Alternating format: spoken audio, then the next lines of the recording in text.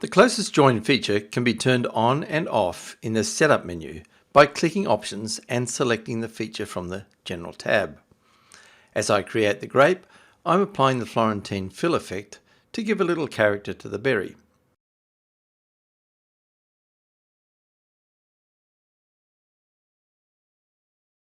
Notice the red cross indicating where the last stitch in the object is located. Now create the second object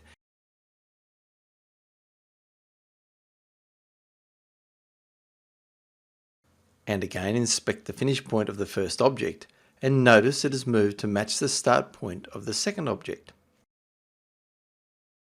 If I move the second object, the start and finish points of the two objects will remain in the same place.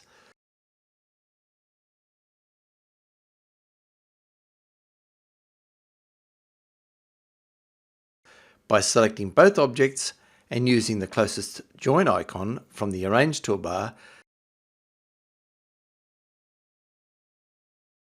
the start and finish points will realign.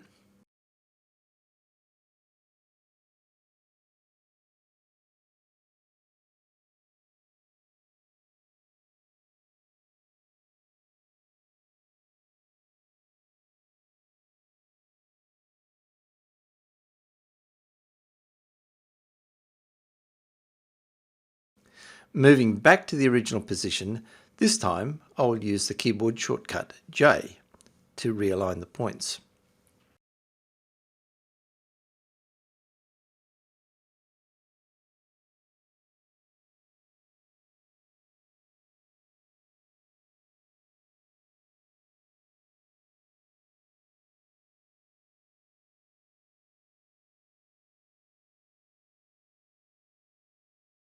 To check there are no trims, left-click on Tulips, the top icon, in the Travel toolbar, which will take you to the beginning of the design.